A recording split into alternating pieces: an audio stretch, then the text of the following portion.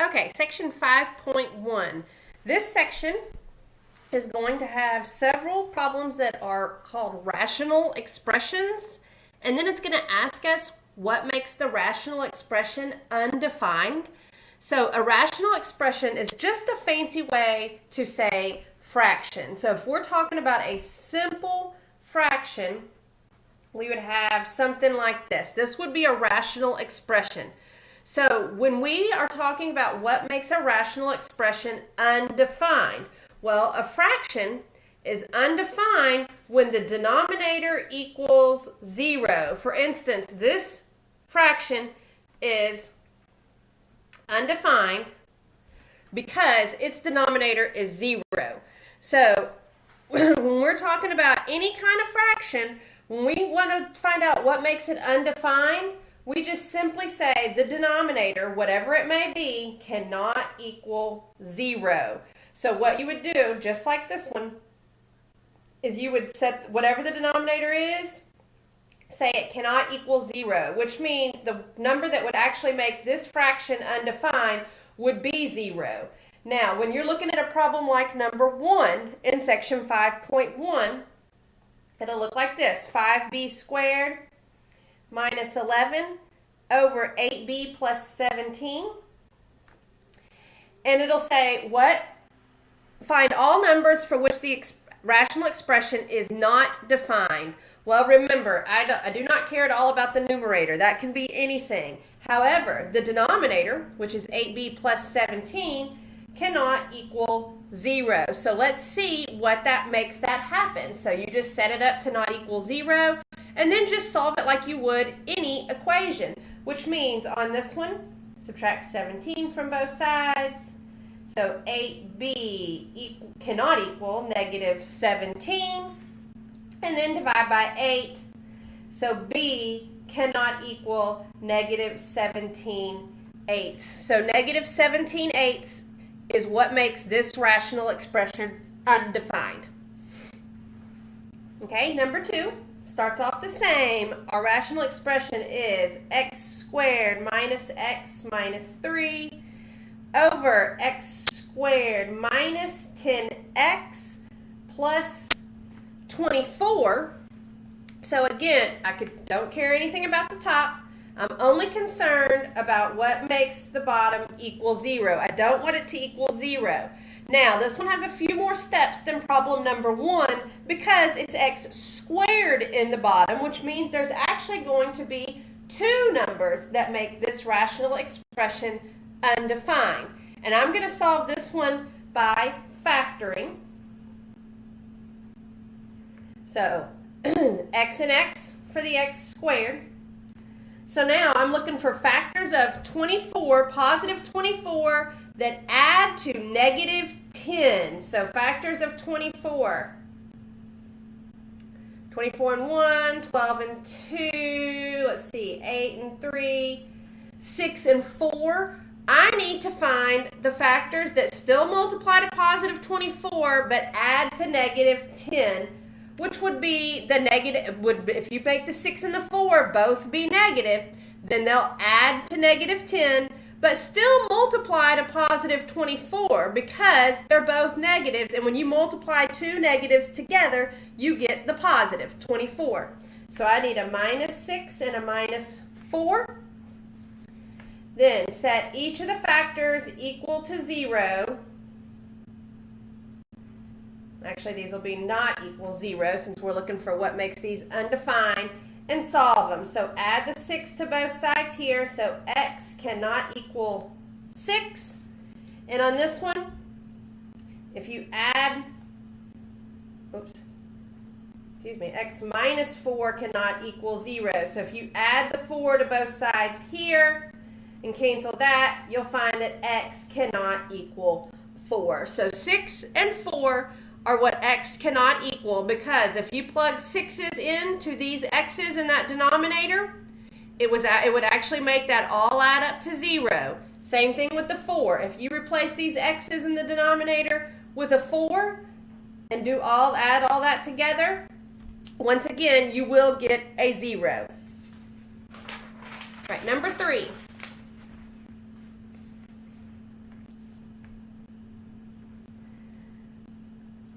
All right, this one says find the domain of the function. And the function is 5x minus 9 over x plus 3. So when we're trying to find the domain of a function, we're trying to find what x can be, which means what we need to do actually is find out what x cannot be, just like we did in problems 1 and 2, and then realize that x can be anything but that particular number or numbers. So again, we need to find that x cannot be, so the denominator cannot equal 0. Subtract 3 from both sides. So x cannot equal 0. So when you're looking at the, not 0, 0 minus 3, which is negative 3. So x cannot equal negative 3. So when you're looking at this particular problem and you're typing in your answer, the first thing it's going to ask you is this multiple choice. The domain is such that x is a real number and x cannot equal, in this case, it cannot equal negative 3. Okay? Then it's going to ask you another part down here. It says type your answer in interval notation, which means the domain of f, which is this function, is what? So we found out that it cannot equal 3. But that means the domain is every other real number on the number line except negative 3. So the way that you write that is open parentheses. So I want to include every number from negative infinity all the way to negative 3. Now we'll put a parenthesis around that because that means don't include the negative 3. Just go all the way up next to it but not include it. So that means this represents all the numbers below negative 3.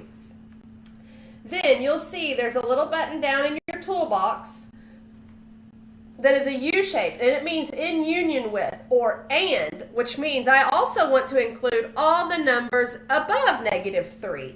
So from negative 3 to infinity.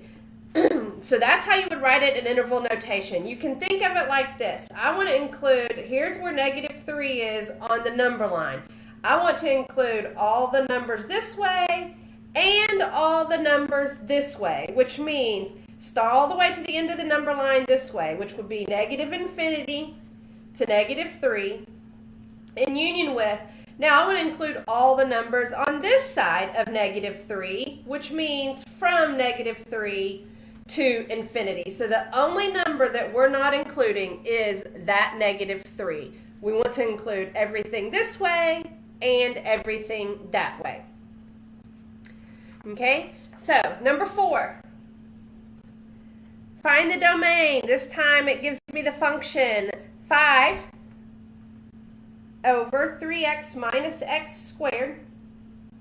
So once again, to find the domain, the first thing we need to do is find out what x cannot be, which means the denominator cannot equal 0.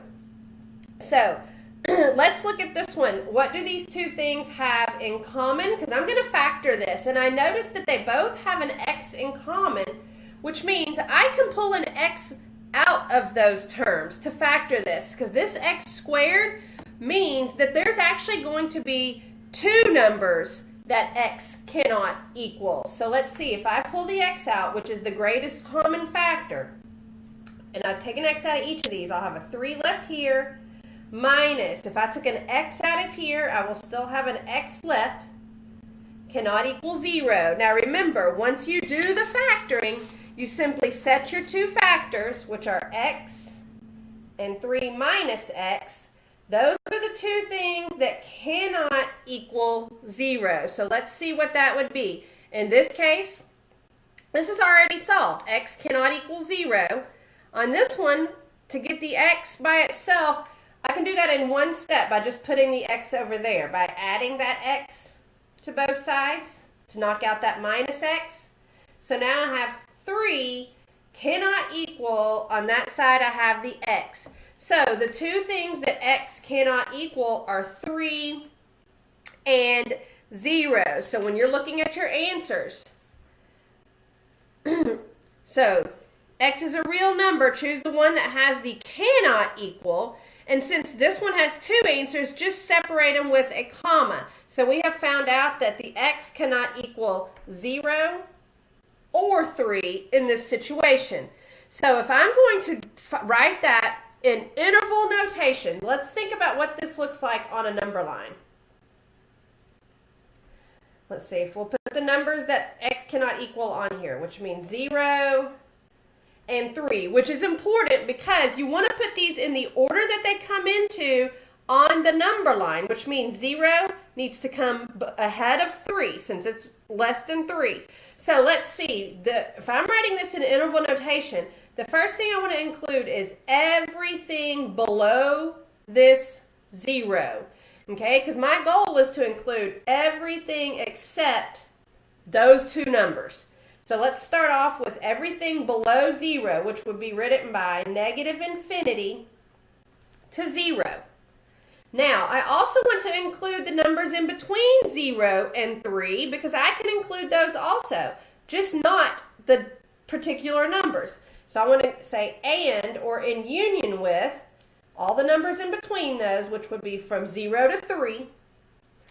And then the last part of the interval notation would be all the numbers on this side of 3, which would mean and or in union with 3 to infinity.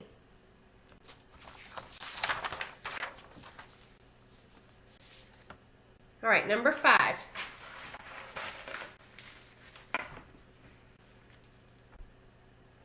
Same thing, finding the domain. My function is f of x equals 6x squared minus 47 and 7x plus 23. So again, I don't care about the top.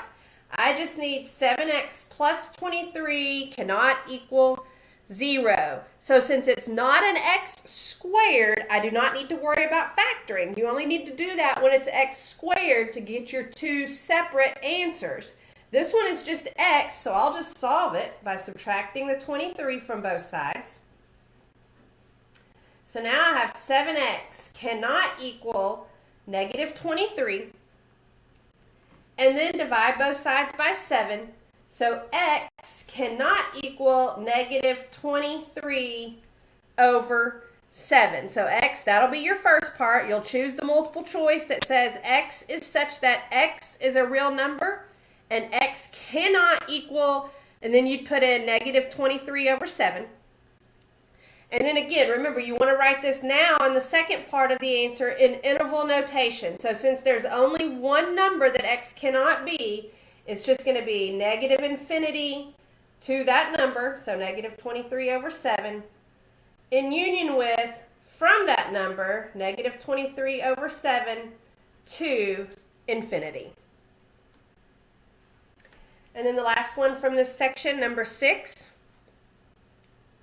Find the domain. This time my function is x cubed minus x squared plus x plus 3 over x squared plus 9x plus 18. Now, since I'm finding the domain, remember, I don't need to worry about that complicated numerator. I just need the denominator to not equal 0. So, once again, it is x squared, which means I am going to use factoring to solve this, to get my two factors that will set up the two numbers that cannot equal 0. Again, two numbers because it's x squared.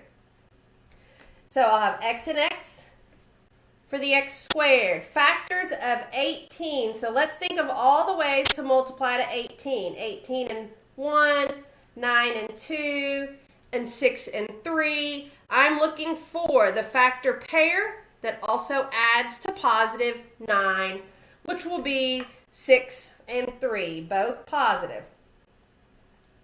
So again, once you get your factors, set them both up. Oops.